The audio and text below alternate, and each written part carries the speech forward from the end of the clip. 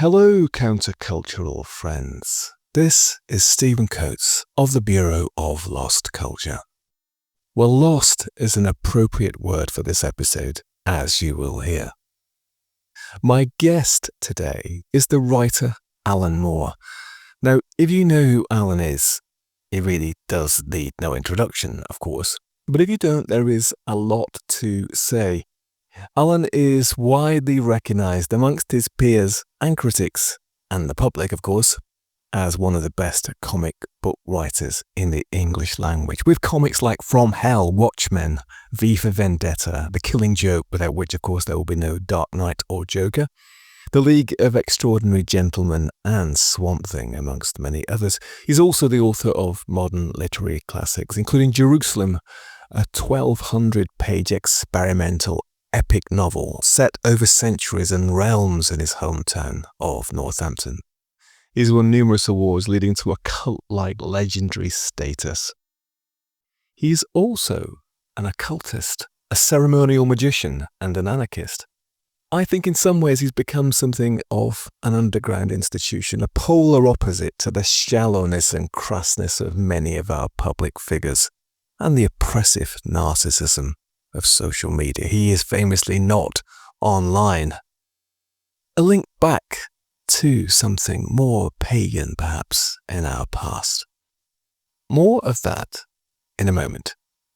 But this episode is sponsored by London Month of the Dead, our annual festival of death and the arts, to inform, entertain and provoke on the subject of mortality and the city, now in its 8th year.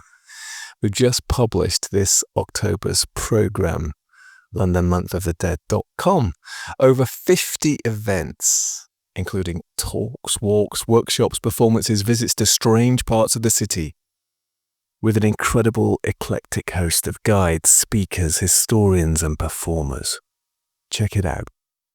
We've also got an online series, so don't worry if you're not in London, and if you're listening to this in November or afterwards, we do run things all year too. Speaking of death, they say that 3 of the most stressful things in life are dying, public speaking and moving house. Well, I haven't experienced the first yet, so I can't speak to that, but public speaking holds no fear for me. As friends would say, I'm perfectly capable of holding forth at length on subjects which I know very little about. But I have just moved house. Oh my God, that was stressful and deeply emotional, going through years' worth of goods and chattels, some of which I forgot that I owned. But there was one bright moment amongst the pain of it all. I found something that I thought I had lost. During lockdown, I interviewed the great author Michael Moorcock. The first part of that interview is already published. I'll put a link to it in the show notes. And I also thought it would be great to hear about Michael from some of his friends and peers, including the writer Alan Moore. Alan agreed, so we had a long conversation one afternoon. Now, he is notoriously private and doesn't use the internet, so as you'll hear, this is a conversation conducted old school style via telephone, hence the audio quality. And we did talk about Michael Moorcock, and that will come out in a future episode.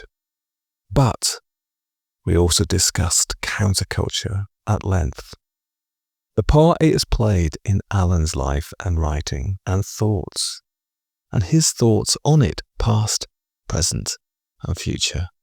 We talked about all sorts of other stuff too, including the Arts Lab. It was a very thought-provoking conversation for me. The only thing is, I lost it. In between lockdown, shuttling back and forth between central London and northern Scotland, getting COVID, going round the bend, I mislaid the hard drive with the recording. I actually thought I'd left it on a train. But in fact, during my recent move, I came across it in the safe place that I'd put it. So there was a silver lining to the COVID cloud. And here is the conversation with Alan Moore. Hello, Alan. Hi, Stephen. How are you? I'm all right, surfing these strange times. But listen, thanks so much for coming as well, joining us remotely, as it were, at the Bureau of Lost Culture. And we're going to dig deep into the one-man multiverse that is Michael Moorcock, your friend. But I thought we should start off talking about counterculture. And what is counterculture? I thought maybe you could tell me what you think it is. Well, counterculture has got to be any culture which is raised in opposition to the prevailing culture. But for me, it would be the counterculture of the 1960s, which was my first exposure to it. It was this incredible upsurge of, I suppose, suppressed ideas in all sorts of areas. The ideas that had been repressed in politics or in art, in society, in culture, these all came surging back up in a really unruly and fertile form. There were suddenly no limits on what could be thought. This was all given focus by the fact that, counterculture, as the name suggests, it's something that is in opposition. And in the 60s, my generation were first getting a grasp of what it was that we were in fierce opposition to. Maybe the counterculture was never as big as it felt for me. If I look back at, say, the school that I was expelled from, 20 or 30 could be described as having countercultural leanings. The vast majority of, I think, any population were mainstream. So I think that the counterculture was always a much smaller phenomenon than it felt, but a much more powerful and influential one. I don't think we realised at the time how explosive a lot of these ideas were or would prove to be. Yeah, could you say more about the ideas that were being repressed then, pre-60s? Well, they religious ideas that in the 50s, I think both here and in America, then in terms of religion, both of our societies were fairly normative. They had got a sort of strictly defined view of Christianity and that defined reality as far as they were concerned. So in the 60s, all of a sudden, there were these people saying, well, what about Buddhism? What about Hinduism? What about occultism? What about Gnosticism? Right, so like that massive social changes that were going on in the late 50s and 60s, then that sort of took the lid off. There was an explosion of what was now permissible. So what you could write about, what you could say in terms of paintings or drama or music, the lid was taken off. All of these repressed or marginalised ideas that had been there for decades, centuries in some cases, were suddenly available again. And this came along with, British nationalism, which had probably reached some sort of peak around the Second World War. That was being called into question. And the counterculture was rediscovering foreign cultures, different lands, different traditions, and was somehow integrating all of these things into this new kind of spontaneous synthesis, which was very heady and very trippy. It was a kind of the neurological rush of the counterculture, especially if you were a 13 or 14-year-old, I don't think can be overestimated.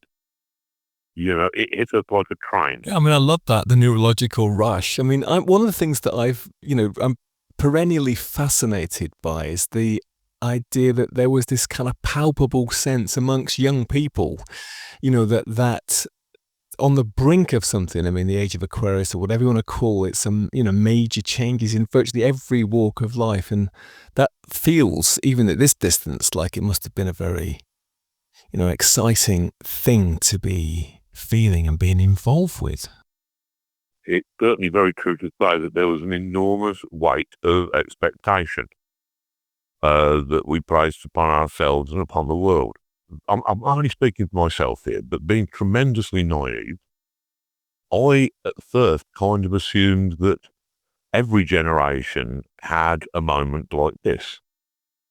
I didn't realize that in many ways ours was the first that had had such a moment. I think that we all felt, because we were producing beautiful culture, and because in terms of ethics, we were obviously right, we assumed that we had somehow connected up with some kind of rising godhead, that we were somehow historically inevitable, that the ill-defined age of Aquarius would just somehow happen and the whole world would be different, that our way of doing things and thinking was so obviously right that everybody would see that, and then they would make love and not war and all of these other things that, we had on our banners and badges. I think that by 1970, after the sort of kind of punch in the gut that was 1969. Yeah, with the Manson murders and the sort of demonization of hippies, and then like the killings at the Rolling Stones concert and this brutal sort of suppression of student demonstrations in America, right? I think we all started to realize with a sinking feeling that it wasn't going to happen. The revolution that we had assumed was just going to be part of our glorious psychedelic destiny, that wasn't going to happen. The counterculture reacted in different ways to that. In my own case, it turned out that a lot of the countercultural people around me here in Northampton, a lot of them, it was something that they were doing while they were at school. They grew out of it. They realized at a point that, well, I better start getting serious about having a career and a job. And so they were able to put off all of their countercultural regalia, become, to some degree, functioning parts of society. A lot, that would have probably been more the middle class element of my friends who had those choices.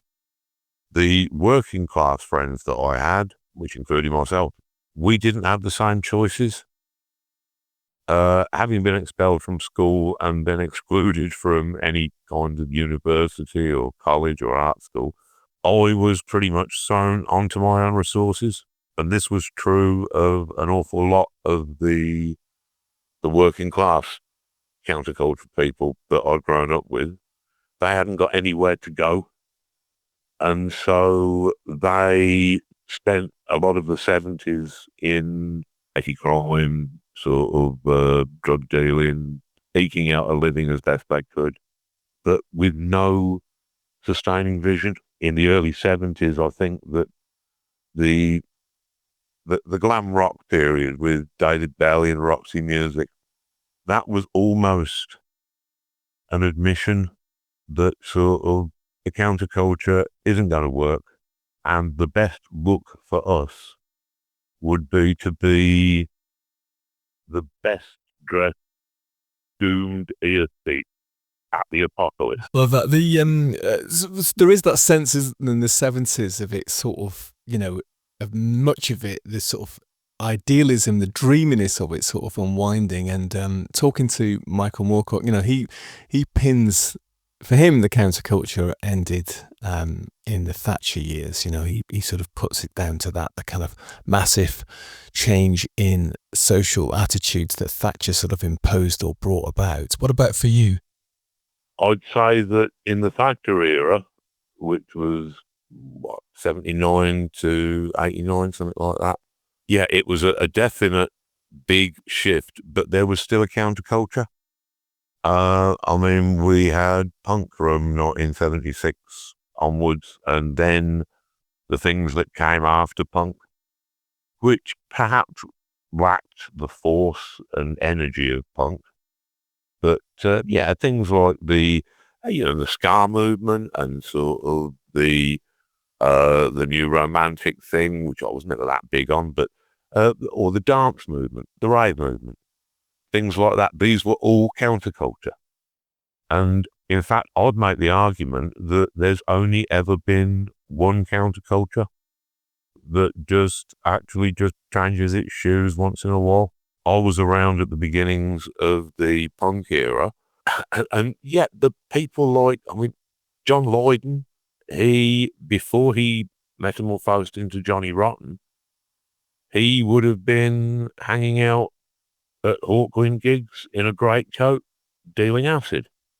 In fact, we would have had quite a lot of career overlap, and a lot of wardrobe overlap if we had met at that time. And Malcolm McLaren, he'd been, burning American flags in Grosvenor Square. He was part of that counterculture thing. He'd come up through the art schools. And to him, I think that punk was a massive situationist prank. These were all the same people. Barney Bubbles, who had done all of those marvellous sleeves for Hawkwind back in the Ladbroke Grove days. He doing all the stuff for Stiff and for all of these other sort of punk concerns. It was, Jamie Reid, one of the sweetest blokes I've ever met, who has got his enormous dreadlock down his back, right to his ankles. This man is an old hippie. Although, it's not polite to describe any of us as that because we're so much more. But sort of, these people who created punk, there's only one counterculture. And I think that counterculture was doing quite nicely until, 1990. Yeah, might be right to say that the counterculture didn't really survive Thatcher.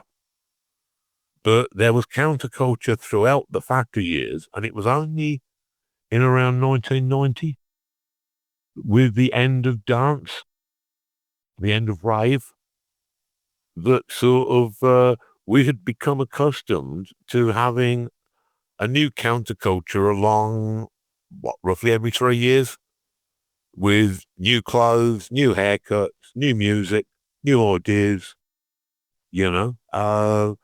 So we were just getting quite blasé about it by that time. So when rave came to a halt in about 1990, we sort of thought, okay, well, there'll be something else along in a few months. And then there wasn't. There was nothing until 1995 when we had the that counterculture of Britpop imposed upon us, which was basically a kind of collage of English guitar music of the last 20 or 30 years. It was doing nothing new. It was all about the Kinks or the Beatles, who there is no bigger fan than I of the Kinks or the Beatles, but Jesus Christ. The people of the 1990s and the 21st century surely deserve a music movement of their own that expresses their reality. And they surely can't put up with endless retreads of, the Kinks or the Beatles or, whoever else, David Bowie. These people were great. To recycle them does them no favours and does us no favours. Right. I mean, that's interesting, isn't it? That sort of, not to take the spirit of the Beatles or the Kinks or Bowie, but to sort of just sound a bit like them.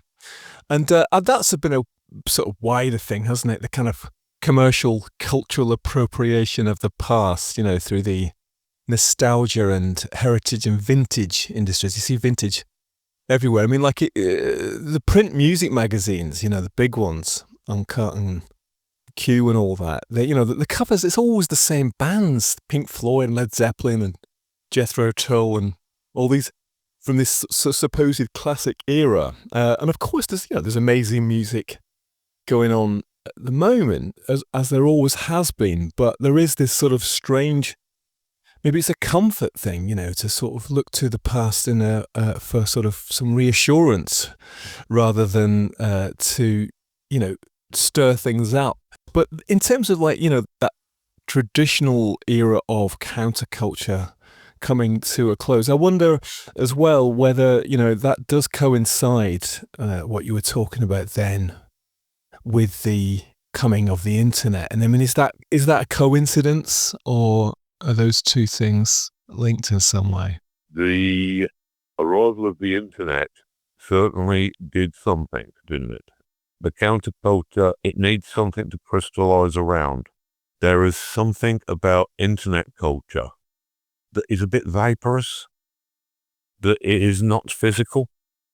My feeling is that counterculture needs material things to actually coalesce about. I was thinking back to when I was in the first iteration of the Northampton Arts Lab back in the late 60s and early 70s. And we put out 7 or 8 magazines, poetry magazines and stuff like that. And these would all be typed onto wax stencils, which would then be wrapped around the drum of a Gestetner printer. And then each page would have to be cranked off by hand. Any illustrations would have to be drawn straight onto the stencil with a kind of a blunt nail in a plastic stylus holder. That was basically the level of the kit. You'd scratch a simple design onto any spare areas of the stencil. And then, you'd print all of these off, and you'd eventually have the individual pages printed on both sides. Each of them in a little stack around a long table, and you'd have various members of the magazine staff walking around the table, picking up the pages, and you'd have someone at the end with a long-arm stapler. And you'd get about 200 copies out, and then you'd sell them, and you'd get enough money to print the next issue. It was incredibly laborious. It was incredible fun. And it was, in many ways, a lot of the basis that the counterculture was depending upon. This is a sidebar about the Arts Lab. The Arts Lab was originally an alternative arts centre founded in 1967 by countercultural legend and Uber networker Jim Haynes at 182 Drury Lane in London. Although only active for 2 years, it was influential, inspiring many similar centres throughout the UK, continental Europe and Australia, including the Institute of Contemporary Arts, the ICA, in London. That's still going. The Milky Way, the Melkweg in Amsterdam, the Entrepot in Paris, and the Yellow House Artists Collective, founded by Martin Sharp in Sydney. Many of these outlived Jim Haynes' original, which closed in the autumn of 1969. There are over 50 of them in the UK, including the Birmingham Arts Lab, the one in Brighton, Exeter, Farnham, Guildford, Huddersfield, Loughborough, Manchester, Southampton, Bath, and Northampton. Yoko Ono and John Lennon's first joint artwork, Bill Duran, was exhibited at the Drury Lane Arts Lab in May 1968. David Bowie, who used to rehearse and perform mime at the Drury Lane Arts Lab, co-founded a Beckenham Arts Lab, which organised a one-day free festival. The sun machine is coming down and we're going to have a party. And the first multi-day free festival in the UK, the Cambridge Free Festival, was organised by the Cambridge Arts Lab in 1969. Alan Moore, as we will hear, was involved with many activities including poetry in the Northampton Arts Lab. But what was an Arts Lab anyway? In the October 1969 edition of International Times, Jim Haynes said, "I feel that an Arts Lab has the following characteristics. A lab is an energy centre where anything can happen depending on the needs of the people running each individual lab and the characteristics of the building. B, a lab is a non-institution. We all know what a hospital, theatre, police station and other institutions have in the way of boundaries. but a lab's boundaries should be limitless. C. Within each lab, the space should be used in a loose, fluid, multi-purpose way, i.e. a theatre can be a restaurant, a gallery, a bedroom, a studio, etc. D. I'm interested in creating a fluid commune situation where a group of people live and work together. At the Covent Garden Lab, we have 15 to 20 people who live and work together 7 days a week. No one's paid. From each according to his abilities, to each according to his needs. We have space, food, ideas, work. Now, may I say something about politics? People ask me if the Arts Lab is political. Anyone who is interested in changing anyone's attitudes to anything is committing a political act. We, the Covent Garden Lab, have certain philosophical attitudes to the world, and we hope to show others by word and deed that these political philosophical attitudes can be transmitted via non-traditional political media. Every person is a medium. Use it carefully. As for art, we're more interested in bringing people together in a real, involved way, not very interested in marketing art, or anything for that matter. Here, bring them back, I say. Poetry magazines. There was a poetry underground. The people like Jeff Nuttall, who were publishing these brilliant little magazines, who were, they were corresponding with William Burroughs, and he was doing little articles for them, Bill Butler, all of these people. And it was all little kind of self-printed magazines a lot of the time. When modern kind of computer technology arrived, I was looking at it and I was thinking, my God, I would have killed. We would have killed without a moment's thought for something like that, where we could have laid out beautiful layouts and sort of we could have printed it all up ourselves, sort of without cranking a handle and stencils, and it could have been in color and it could have been beautifully professional looking, and wow. And now, people have got the opportunity to do all that. And the same thing goes with music. I remember in the 70s, when the punk explosion was happening, a lot of my friends were forming punk bands, were getting to some little studio and were getting enough money to actually record a single, and then were bringing the single out on a little label that they'd made up. And that was incredible. I mean, now with people able to do really ambitious multi-tracked recordings in their own bedroom, yeah, there is some wonderful work being done.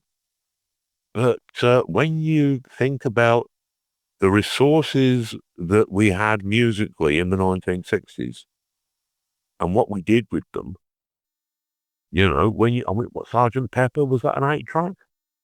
Or was it a 4-track? 2 4-tracks strapped together. 2 4. Something like that. Something ridiculous. Because when you've got restrictions, for some reason, you fight against them harder. Yeah, totally. I mean, I love all that stuff, hearing you talk about the Arts Lab and, making things yourself, that sort of DIY ethos. Of course, it was through the punk era too, and making physical things, that's the thing too, isn't it? Talking to Ian Sinclair, for instance, who's obviously another friend of yours, and, gets published by major publishers, but he still loves doing small editions of poetry, limited editions, with private presses and little self-published stuff as well. And there is something rather magical still about that, I think. I mean, you're totally right with regard to, say, music production. It's incredible what you can actually do now at home, and that is a wonderful thing, and I certainly wouldn't turn the clock back myself. I've benefited from it personally. At the same time, when you can do anything, what do you do?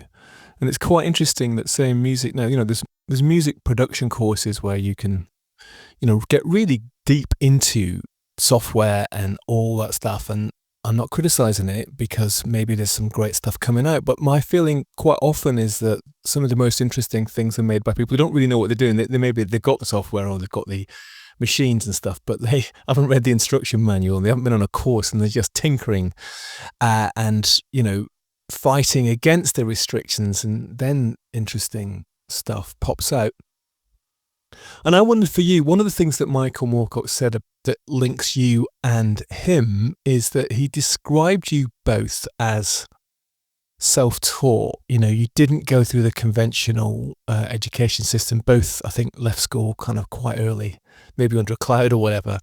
But that you were effectively autodidacts, that there was something about in your work that is to do with that. Is that the case?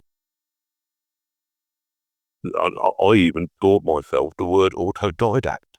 It's not something you're born knowing, is it? Yeah, I'd agree with that. It's important to the way that our minds developed. Our minds did not develop according to regulation tramlines along which our lines were meant to develop. We were free of a university education for various reasons. And so we were educating ourselves from the culture that was around us, which at that time was considerable. No, I think that it's important. I think that most of the people that I respect are autodidacts. I've heard people say that, autodidacts, they can be very narrow in their thinking. No, I think it's rather the other way around. One of the things that I think is a huge benefit to the autodidact is that they can actually connect up their different areas of knowledge. They are not forced to specialize into increasingly narrow areas of study that will prepare them for their increasingly narrow professions. I think that the thing is with autodidacts is that they can actually connect up their different areas of information and allow the ideas to interbreed and can come up with new ideas as a result. Yeah, with Michael, his his work is so complex and all over the place, isn't it? With all these different layers, a multiverse, in fact. One of the things that he said, that's why he thinks there's nothing satisfactory ever been made, adaptations of his books into film, for instance. And I think you've said the same too about your work, right? I've not seen any of the films that have been made of my works because it would just be too horrible an experience. They have to sort of smooth so many edges and rough projecting sort of bumps and irregularities onto these characters that you'll end up with a kind of a gesture at the character. All right, he's an albino, he's got a big black sword, and he looked depressed a lot of the time, so that'll be Elric. The thing is, these things weren't written as films. They were written to take advantage of the things that literature can do. Yeah, sometimes it can work, but generally it doesn't. Like the adaptations of Gormenghast, say, which is obviously a book that, and I'm sure Moorcock could tell you the same, that is completely dependent upon Mervyn Peake's writing, because you are creating these characters, whether it's Deerpike or Fuchsia or whether it's Elric or Jerry Cornelius. The audience is creating those characters. Those characters are always going to be personal to the individual audience member. They've read them in a book. They've got a vague picture of them in their mind. They kind of know them. They've got a personal relationship with these figures. So if you suddenly get some actor pretending to be them in a film, bizarrely, even though the actor is a real flesh and blood person, that can never be the real character. The real character is the one on the printed page. There are wonderful things that cinema can do. For my money, most of those are things that have been created specifically for cinema. And the same goes for comics, the same goes for books, the same goes for everything. Great stuff. Alan, we are approaching the end, and there's just a couple more things I wanted to drop in. I mean, I think we mentioned it earlier, but in terms of like countercultural activity, the other thing which has been quite refreshingly alive in recent years is the activism aspect, isn't it? Because we've had the Occupy movement about a decade ago now, and recently Black Lives Matter, but also Extinction Rebellion, and it's that. If that aspect of counterculture is still alive and kicking, isn't it? Yeah, I've done stuff with the occupied people. I've done stuff with Extinction Rebellion because, yes, I think that this is a meaningful modern counterculture. This is something that is vital, is necessary. I just wish that there was more culture to support it. That in the 60s, what was important was that it was all happening at once. There was this fairly ephemeral pop entertainment, but it was all somehow playing into this overall progressive political agenda. These days, we have got the progressive political agenda. The people at Extinction Rebellion and movements like Occupy. They are obviously an important force. I just wish that there was more counterculture to give them nourishment and to give them support. But yes, I would agree that those are significant modern faces of counterculture. Yeah, and also just to mention as well that fairly recently, pre-pandemic, you were instrumental in the renaissance of the Northampton Arts Lab. So it isn't just a thing of the past, that actually is going on still for you there. Well, I mean, when we actually did a symposium up in Northampton that was called Under the Austerity, the Beach. And it was just talking about the lack of a counterculture. And at the end of it, we had lots of speakers there, like Scroobius Pip and sort of people like that. But at the end of it, I sort of said, look, has anybody got any questions? And there was a lady sitting in the front row, and she said, yes, does anybody know how I can not go home to a life where I feel that nobody has these ideas but me? And I said, well, that is a good question. Maybe if anybody would like to carry this stuff on further, we'll see what happens. So in the December following that, we had a bunch of people who'd responded, and so we all got together for a meeting. After we'd talked about it, we decided that we wanted to be some sort of arts-based group. And I suggested calling it an arts lab, but I said I quite understand if that's got too much 1960s baggage for all of you young people. So we spent the first meeting deciding what we were going to call ourselves and not getting anywhere. The second meeting, which was in January 2016, which was fucking freezing. And also David Bell had just died. As opposed to the 25 people we'd had at the first meeting, there were only 5 people at the second meeting, which meant that I could organise a coup. So I said, I think that we should call ourselves Northampton Arts Lab because that's what David Bowie would have wanted. So we became the Northampton Arts Lab because it is what David Bowie would have wanted. Definitely. And the thing is, you can just do that. You can just get together with a few like-minded people. It's so easy to do, and it's such a lot of fun, and it is the very heart of counterculture. People getting together and creating culture of their own. If counterculture is anywhere, it's in things like that. There were a few arts labs that sprung up across the country after we'd got the one going in Northampton again. It's a possibility. And that's always been where counterculture is nested. It's nested in its possibility, in its kind of imminence. All it would take is for a bunch of people to get together and decide that they were going to put out a magazine or that they were going to put on a performance or a poetry reading. That's all it takes. Alan, thanks so much, and thank you very much for coming to join us at the Bureau of Lost Culture. Well, look for everybody, and it's been my pleasure. See you down the road. Well, there you go.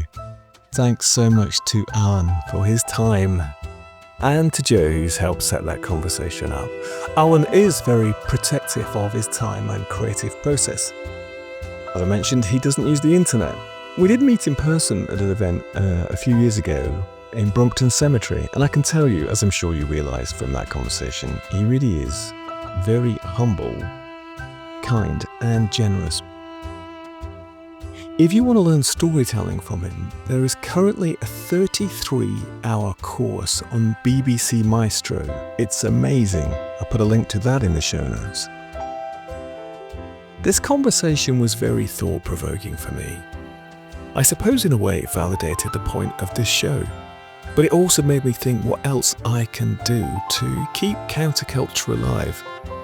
I've committed myself to music and arts and culture, and it's quite precarious at times, as I'm sure you can realise. Thanks to Patrick, Suki, Jim, John, The Alchemist, Deep Fried Sam and Roger, who helped support our wild endeavours this month. We appreciate that. We'd love to expand what we do, so maybe you can join them. Join us, bureauoflostculture.com, or share these programs with your countercultural friends. And do check out our sponsor, our Countercultural Festival, LondonMonthOfTheDead.com. We're going to finish with a track by the artist known as The Real Tuesday World, who's been soundtracking some of these conversations. This is Last Light from their upcoming album, Dreams. Thanks for listening.